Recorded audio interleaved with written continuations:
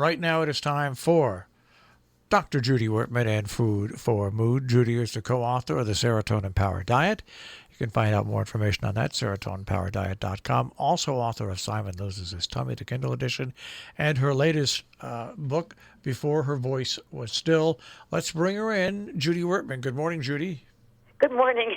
And Jill, I think my memory isn't quite so porous, but maybe it is.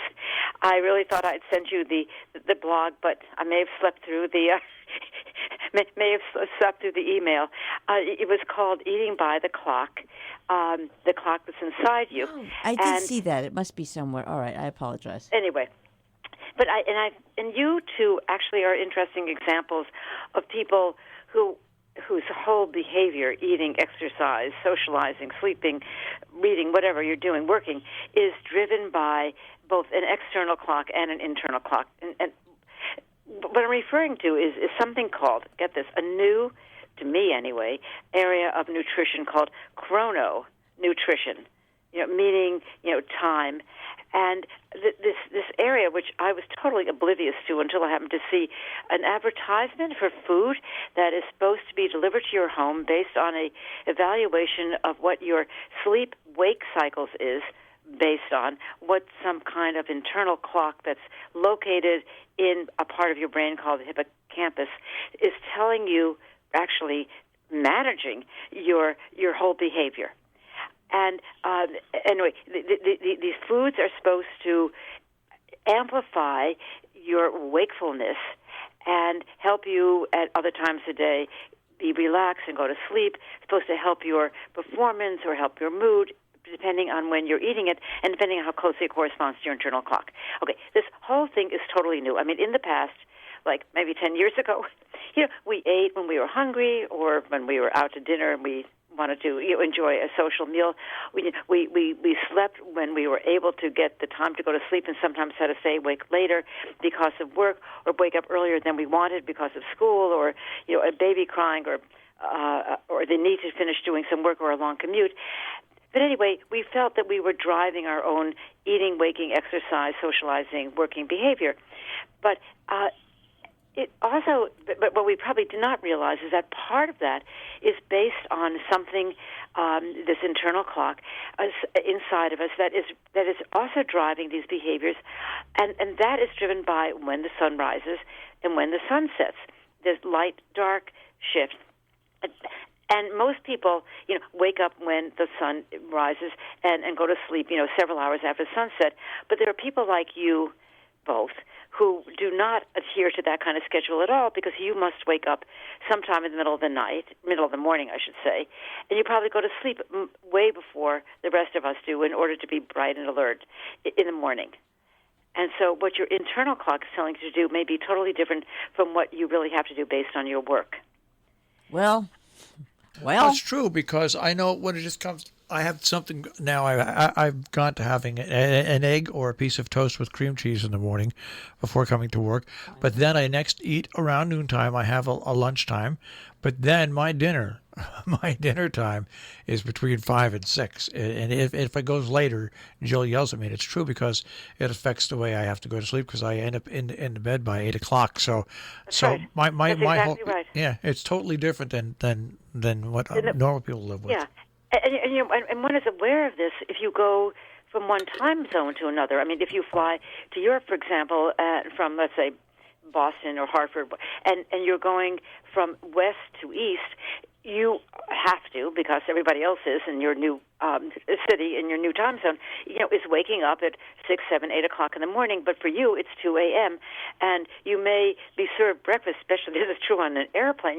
We're landing in 2 hours, folks. We're serving you breakfast, and it's midnight or 1 a.m., and you think, eat? Who can eat at 1 a.m.? And yet, when you arrive at your new time zone, this is what you're going to have to do, even though your internal rhythms say, no way am I going to eat at 1 a.m., And also, no way am I going to go to sleep at 11 p.m. It's only 5 p.m. back home. And so you really feel this total disconnect between what is happening inside your body, saying this is when you should wake up or go to sleep, and what's happening externally to you. Society saying you, oh no, this is when you have to get up and go to that meeting, even though it's 2 a.m., and this is when you have to go out for a business meal, even though you're just basically thinking, maybe I should have lunch. And so it's 8 o'clock at night. About 1 million years ago, I was reading a book. I was young and just starting out, and I was reading a book, and in this story, the super duper globe-trotting executive used to he had his own, obviously his own. He flew privately in this book. Your own jet, probably, yeah. But he also because it was a global enterprise, he stayed on his time. And he had his executives in the various places. Unfortunately, they were having to do their meetings in the middle of the night. That just always struck me because I remember the day that I swore off the red eye. Coming in from just because I couldn't. And I also remember, this is, again, goes back ages, when I swore off overnight flights to Europe. That's exactly right. Because it takes a real toll on your body. Ultimately, yeah. It's just like, I was not anywhere near as old then as I am now. But the point is that I could do it. But then I got nailed about 48 hours later. I got, the wrecking ball came in from the other side, and I decided that it would just be easier to not. Exactly, and so, but until you do something like that, you're sort of unaware of the fact that there is this internal clock that is driving these things that you think you have perfect control over, but then when you are in another time zone, you realize no, you're really fighting something that is biologically innate. But what people have looked at is that even beyond that, there are people who they call morning risers, and they have a morning chrono or chrono morning, and there are people who are chrono evening, people who they call it have delayed sleep. Well, for people who want to stay up late, they wouldn't call it delayed sleep. They would call it a natural time to go to sleep. But people have done countless studies, like do they have anything else to do? Countless studies looking at how people eat and whether there's any difference between early risers and late risers. And not terribly unexpectedly, they found that people who tend to go to sleep late, not you two, people who tend to go to sleep late, the 11 midnight watching the all those evening shows that start at midnight or what have you, tend to eat more, drink more, smoke more, and interestingly enough, eat more chocolate, drink more alcohol, and watch more television. And people who and eat less fiber. It's sort of these funny kind of findings. And people who wake up early tend to be healthier in general. They tend to weigh less. They tend to watch less television, probably because they're asleep before anything good is on. And they tend to eat more high fiber and more vegetables and fruit.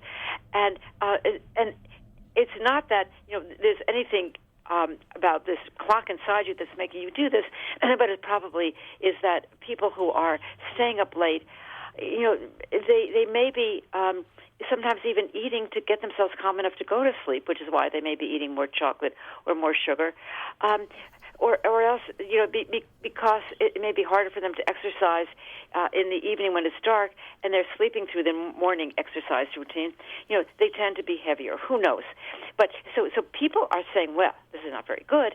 Therefore, we're going to give you certain foods that are going to shift your rhythms to that early morning rhythm.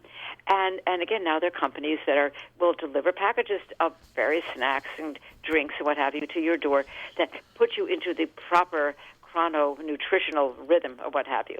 And I just thought the whole thing is so strange that people shouldn't be thinking about this sort of thing. But the one thing I wanted to say is that while I was reading all this, I realized that many, many, many years ago, like about 20 years ago, I wrote a book with another author called Managing Your Mind and Mood Through Food. It's out of print now, although I guess you can find it someplace. And my premise was based on research that my husband's laboratory was doing at MIT was doing at the time, which is that if you eat a protein, you're going to bring into the brain a particular amino acid called tyrosine that's going to increase the manufacture of a chemical that's like adrenaline. It's called norepinephrine. And that chemical keeps you alert and maintains, a fairly intense level of mental performance. And so my premise was, well, if you have to do something like you have to be a radio host and you have to keep your mind alert, you should be eating protein, let's say an hour, half hour before you're really going to do this kind of mentally taxing work in order to make sure that your brain is functioning at a higher level. And this, of course, is something familiar to both of you. If you want to relax toward the end of the day, you should be eating carbohydrate because that's going to bring tryptophan into the brain and make more serotonin, which will relax you. But in addition, if you really want to be alert, you should drink coffee or anything else that contains caffeine because that's been shown to be a substance that has the most alert enhancing potential. And if you want to really be sort of fuzzy-headed and dull and not able to formulate a sentence, have a high-fat meal because that's been shown to really sort of dull the brain. And sort of based on that, I sort of developed all these scenarios for how you should be eating under various circumstances, which I won't go into now. But it was sort of a small way of tweaking this chrononutrition, although I never heard the word didn't exist at that time, to make sure that you are working at your full potential when you have to and that you're relaxing when you can. Very good. Yeah, that was pretty amazing. But nobody these days noticed what I'd written. Well, we will see that they do. Thank you very much.